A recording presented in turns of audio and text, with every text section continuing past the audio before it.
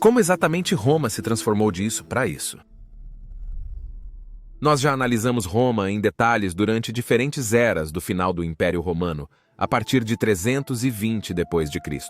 No seu auge, por volta do sexto século depois de Cristo, no início da Idade Média, em diversos vídeos. Mas neste vídeo, eu quero tentar reconstruir como e por que Roma se transformou de um esplendor anos depois.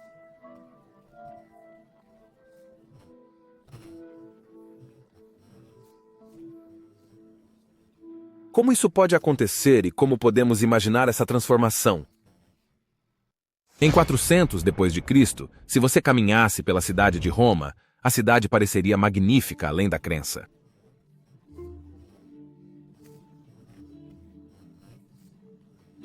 Roma, naquela época, não havia sido saqueada por 800 anos e acumulou um número incrível de edifícios impressionantes nas famosas 7 colinas. Você teria visto banhos públicos incrivelmente grandes e esplêndidos, inúmeros templos, inúmeros anfiteatros, o maior deles, é claro, sendo o Anfiteatro Flávio, mais conhecido como Coliseu, muitos circos, inúmeras estátuas e incríveis 46.602 insulae ou edifícios de apartamentos.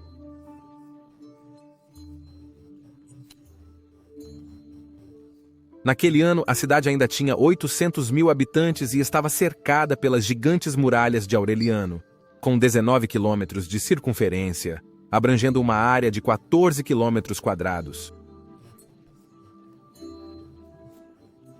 A cidade havia crescido tanto que, em muitos lugares, até ultrapassou as muralhas aurelianas.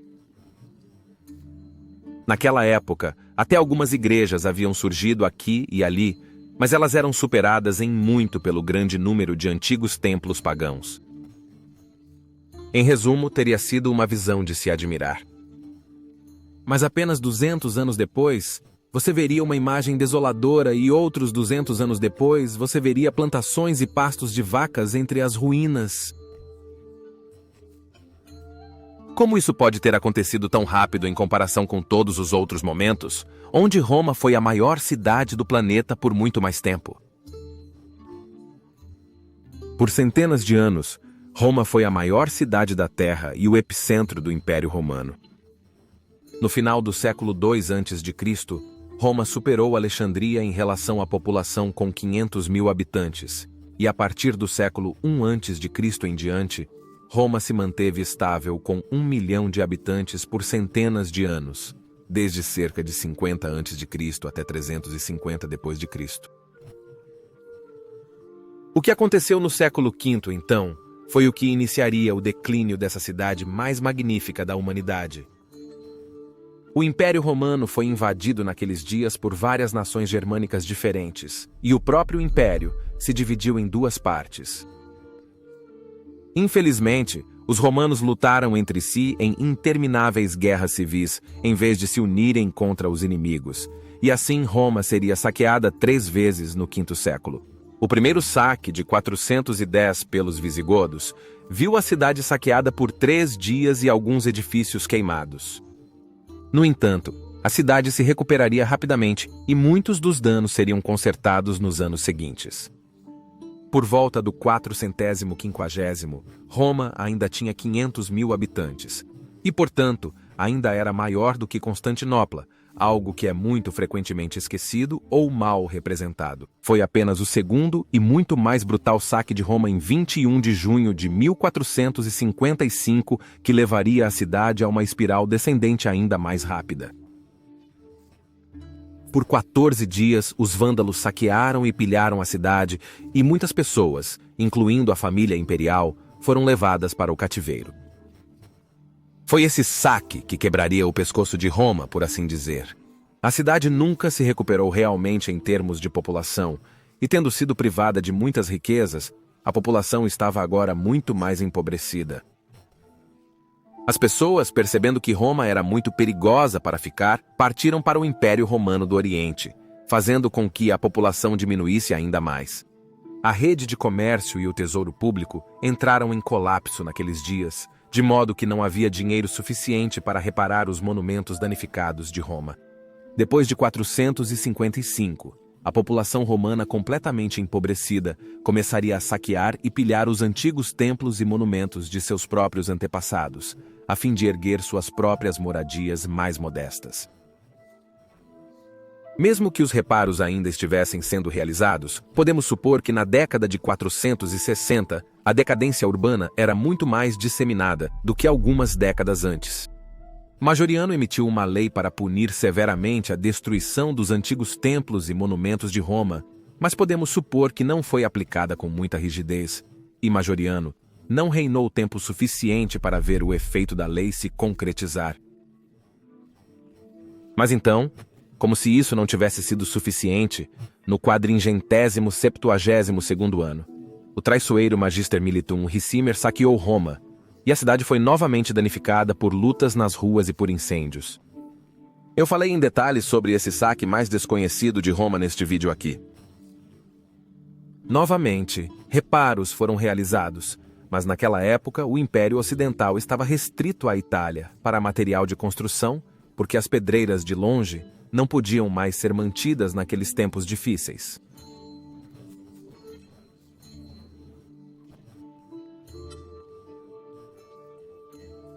Então, apenas as áreas mais centrais da cidade eram mantidas em reparo e conservação, enquanto as partes mais afastadas começaram a entrar em decadência. Ainda assim, mesmo naqueles dias, Roma ainda parecia magnífica em partes, e a área ao redor do Fórum Romano ainda era mantida e consertada, e deve ter continuado a parecer impressionante. E isso continuou mesmo depois do fim do Império Ocidental. Mesmo em 500 d.C., o monge africano Fulgêncio exclamou após visitar Roma: as partes externas da cidade começavam a entrar em ruínas.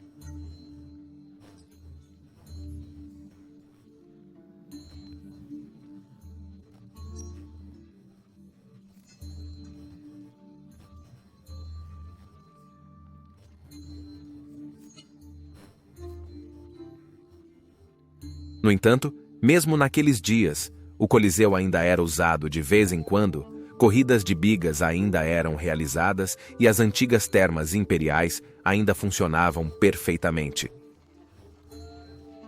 Mas então, no VI século, a próxima série de calamidades aconteceu na Cidade Eterna. E, por favor, curta este vídeo e se inscreva para que você não perca nenhum vídeo futuro sobre a fascinante era do final do Império Romano. E, por favor, considere apoiar nosso trabalho no Patreon ou por meio de assinaturas no YouTube, pois a sustentabilidade a longo prazo deste canal realmente depende do seu apoio.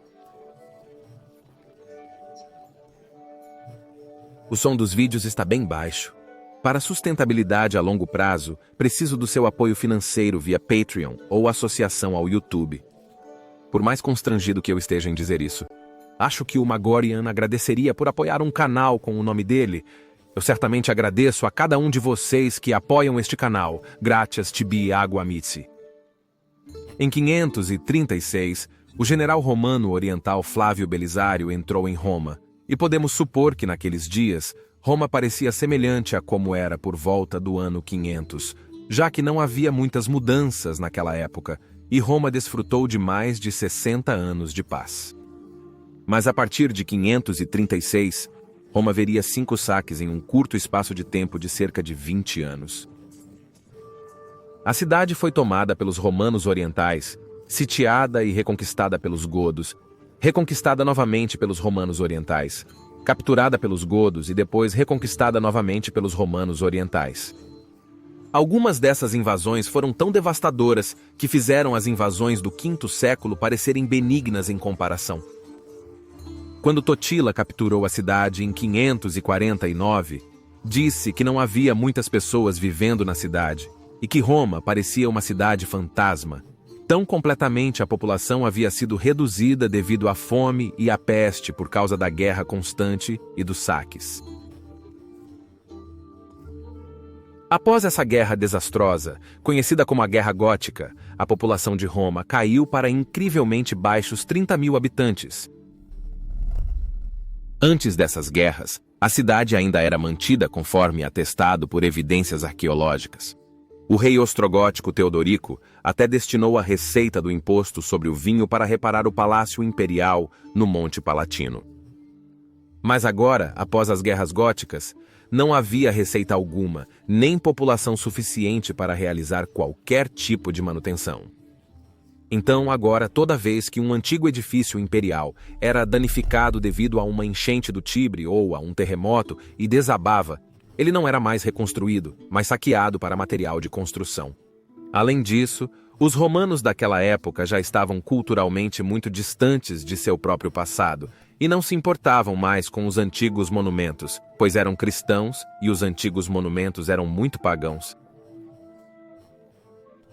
Assim, a falta de recursos e de população, em combinação com o estranhamento cultural em relação aos antigos monumentos pagãos do passado, levou a um rápido declínio de Roma, após meados do sexto século.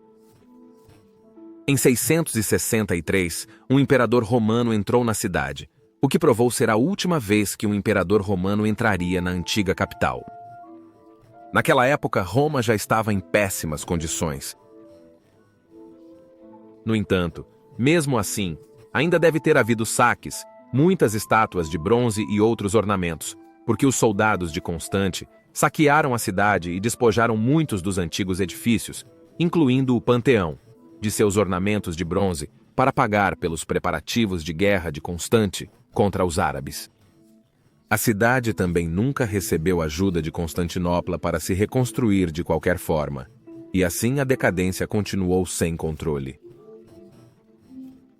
Por volta de 800 depois de Cristo, quando Carlos Magno foi coroado lá, muitos dos antigos monumentos já estavam irreparáveis. A área do Fórum Romano já havia sido abandonada, pois algumas enchentes severas do rio Tibre haviam elevado o nível do solo demais, e o Fórum já havia perdido sua importância porque o Senado já havia desaparecido por volta de 600 depois de Cristo. No entanto, alguns dos antigos edifícios ainda estavam de pé, como mostra o itinerário de Einsiedeln, escrito por um monge cristão que viajou para Roma e anotou todos os locais que ainda podiam ser vistos na cidade por volta de 800 depois de Cristo. Naquela época, o Fórum de Trajano aparentemente ainda estava de pé. Então estavam as muralhas aurelianas e os portões da cidade. Apenas o portão Pinciano havia sido desativado após as guerras góticas. De acordo com o itinerário, as termas de Alexandre ainda estavam de pé, assim como as termas de Constantino, as termas de Agripa e o Septicodium. Claro, muitas igrejas também estão listadas, muitas das quais não estão de pé mais. Mas o que também é descrito indiretamente no manuscrito é que, naquela época, as partes sul e leste da cidade, dentro das muralhas aurelianas, já eram pastos para vacas, desabitadas, a desabitatio, como é chamado, onde vacas e gado pastavam em campos, entremeados pelas antigas e imponentes ruínas do tempo imperial. A habitação, a área povoada, estava concentrada no Tibre, no campo de Marte.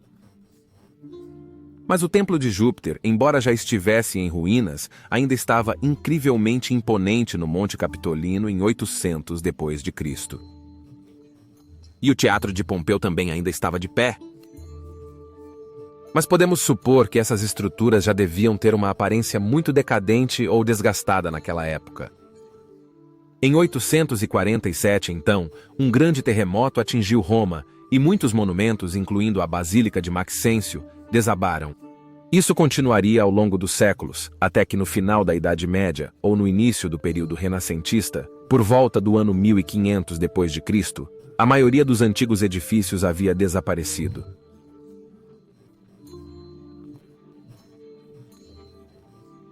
Saques para material de construção para novos edifícios, ou todas essas coisas combinadas.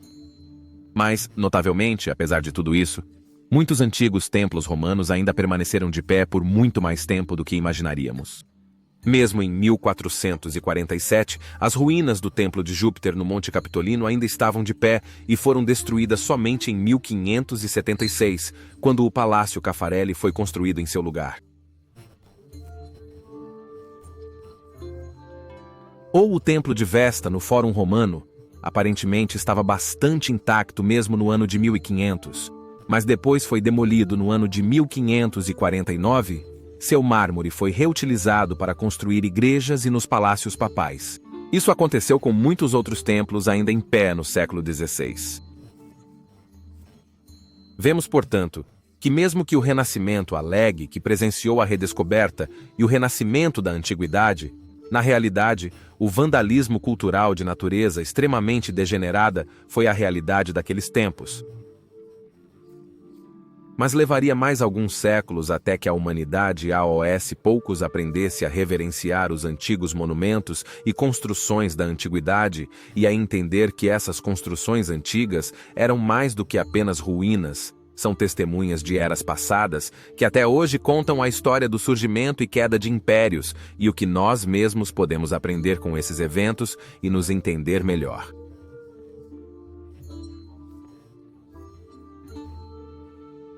Se quiser saber como as guerras góticas afetaram Roma, assista a este vídeo no canto superior direito. Mas se você está mais interessado em aprender como Roma em si parecia quando o Império Ocidental deixou de existir, você pode assistir ao outro vídeo no canto inferior direito. Eu agradeço novamente a todos os amigos da história romana. Gratias tibi aguamite e estejam bem.